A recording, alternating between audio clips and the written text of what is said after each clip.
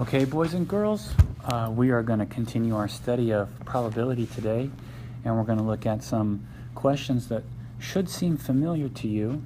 They might just have a subtle twist, something slightly different than what you've seen before, but generally it's going to be the same kind of thing. We're going to be talking about probability. We're going to be talking about samples. We're going to be talking about sample spaces, which is the vocabulary we learned just this morning. We're going to be talking about experimental probability, which is when you actually conduct an experiment, like flipping a coin over and over and over again, or rolling a dice over and over and over again. And the theoretical probability is what you predict based on the experimental probability. So if I roll a dice 100 times and observe the results, I should be able to make a guess about the numbers that will show up if I roll the dice 200 times. That would be the theoretical probability based on the experiment of rolling it 100 times. So these are just things we've already learned, and today we're going to look at some more probability questions. So here we go. The first question says that there are 4 groups left to present final projects. The groups are listed alphabetically from Group A to Group D. The teacher will choose one group at random to present the project. List all the outcomes in the sample space for the action. So how many groups are there? There are groups A, okay, so there's group A,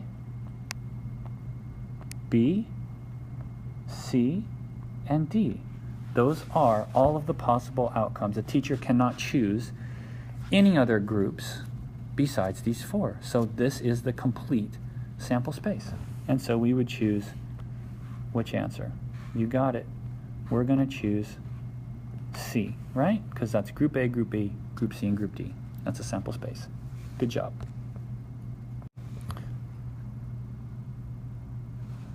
Okay. Moving on to the next question. It says, you're playing a game using this spinner. You get 1 spin on each turn. Find a complete probability model for 1 spin of the spinner.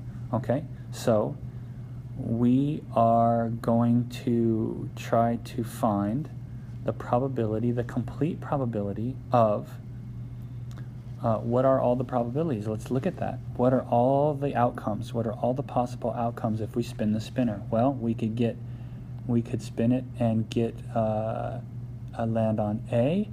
We could land on Y. We could land on 3, and we could land on 5. And the other ones are just a repeat, right? The other ones are just a repeat. Here's a repeat of the 5. Here's a repeat of the 3. Here's a repeat of the Y. Here's a repeat of the A. So it looks like the probability of the letter A is 2 out of the total 8. So the probability of A, my marker isn't working too perfectly, 2 out of 8 equals 1/4. And the probability of the letter Y is also 2 out of 8, or 1/4. The probability of a 3 is also 2 out of 8, or 1/4.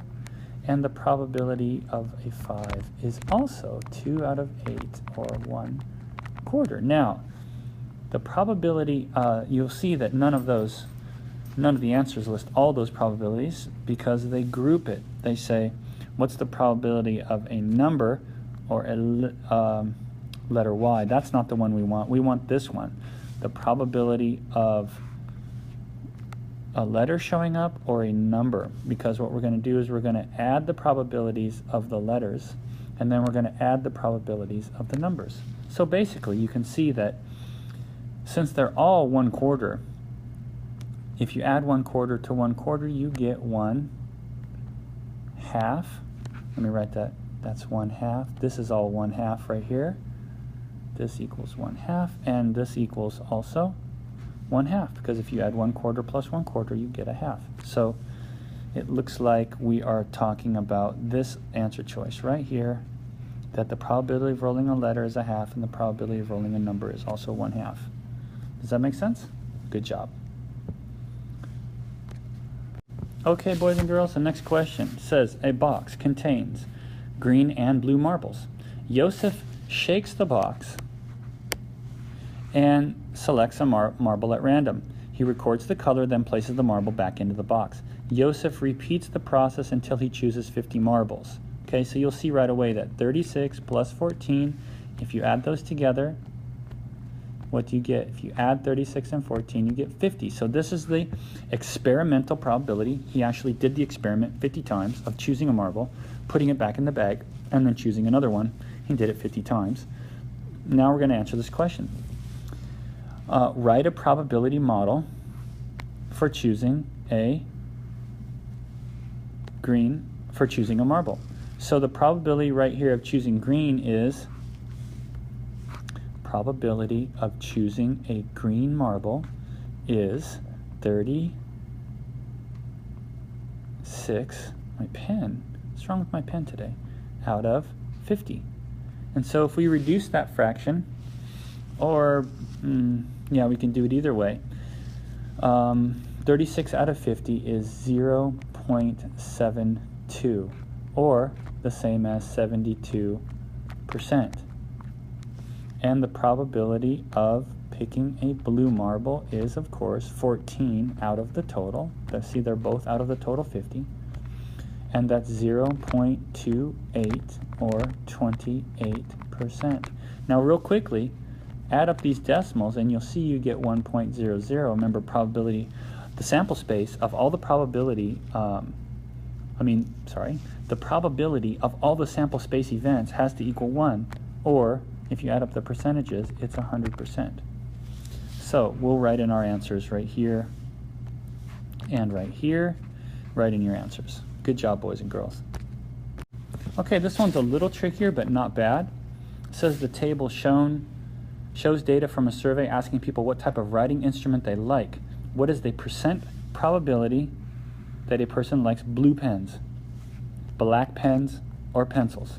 Estimate the number of people who would say they like pencils or black pens in a survey of 400 people. So that's the last question we're going to answer, is we're going to take the experimental probability. And how many times did we conduct this experiment? Well, if we add 75 plus 112 plus 63, we're going to get 250. So the experiment was run 250 times. And out of those 250 times, 75 people said blue, 112 said they like black, and 63 said they like pencils. And then we're going to take our probabilities, and we are going to estimate how many people out of 400 would say they like pencils or black pens. So one thing at a time. We're going to answer this question first. What's the probability of selecting a blue pen? Well, that is probability of selecting a blue pen is the sample space, which is 75 out of 250. And you just calculate that, okay? Calculate that, and that is 0.3 or 30%, okay? So we're going to put that answer right there, right here in the first box. And we'll go on to the next. Okay, so we put 30% in the box, and now the probability of black, probability of the black pen. Oh, my pen just isn't working today. Black is 112 out of 250. Just use a calculator, boys and girls. That's all you have to do. And we're going to realize that 112 divided by 250, hang on, I'm going to do it myself on a calculator. That is 0.448, or in percentages, move the decimal over 2 places to the right, and that's 44.8%. So we're going to put the answer in the next box. See how we did that? And now we're going to calculate the probability of pencils. Same way, probability of people who say they like a pencil is going to be 63 divided by 250. Notice that they are all out of 250. So if we take 63, I'm going to do it myself on a calculator. 63 divided by 250, and that's 0.252, or in percentage, that's 25.2%. We're going to put that answer in the next box. Okay? And then how do we get this answer right here?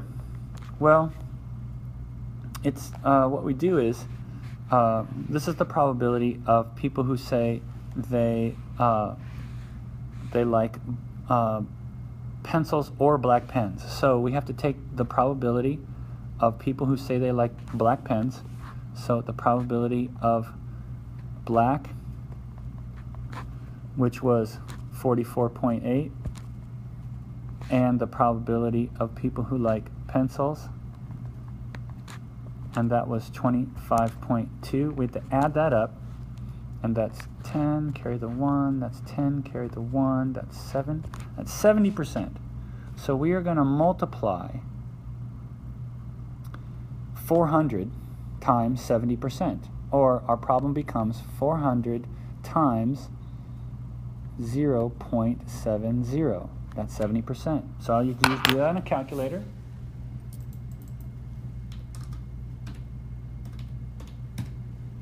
And that equals, when you multiply it, 280 people. Okay, that answer goes in the final box. Good job, boys and girls. Okay, let's do another one. This one says, a number cube is weighted so that the faces 1, 2, or 3 are all twice as likely to occur. Do you see that? Twice as likely to occur as each of the faces labeled 4, 5, or 6. Which statement must you add to probability of 1 is 2/9, probability of 2 is 2/9, and probability of 3 is 2/9 to make a complete probability model? So, let me just rewrite that, okay? The probability of rolling a 1 is 2/9. And remember, that's twice as likely as rolling a 4, a 5, or a 6. Probability of rolling a 2 is 2/9, and the probability of rolling a 3 is 2/9. Well, let's add all that up. 2/9 plus 2/9 plus 2/9 equals 6/9. So that's not a complete probability model because that doesn't add up to 1. It's only 6/9. We need 9/9. So we want to know, what we want to know is, what's the probability of rolling a 4? Well, remember, it's half as much as the probability of rolling a 1, 2, or 3. And the same thing for rolling a 5 or a 6. It's half as much as rolling a 1, a 2, or a 3. Well, what's half of 2/9? That's simple. It's 1/9. And it's going to be 1/9 for all of these. So the probability of rolling a 4 is 1/9, a 5 is 1/9, and a 6 is 1/9. Now, if you add all those up, just the 1/9s, that's 3/9. Now, take both of those numbers and add them together. 3/9 and 6/9. And does that equal 9/9? Yes, it does. That's a complete probability model. So you're basically looking for this answer right here, and you're going to pick that one. And which one does it look like? Good job, boys and girls, right there. That's pretty much it. This one looks easy. It says a bag contains green, orange, and purple tennis balls. Green, orange, and purple, okay? So there's green, orange, and purple. There's 15 green, 18 orange, and 7 purple, okay? Corey shakes the bag and randomly selects a tennis ball, records the color in the table shown, and places the ball back in the bag. Corey repeats this process 40 times. So he's doing an experimental probability, right? So we're going to answer parts A and B. Says, develop a probability model to describe all possible outcomes of a random selection from the bag. Okay, so what is a probability model that describes all possible outcomes? What are all the different color balls Corey could pick from the bag? And you can see very clearly the answer is this one. S is the sample space, right? We got to remember that. S equals the sample space.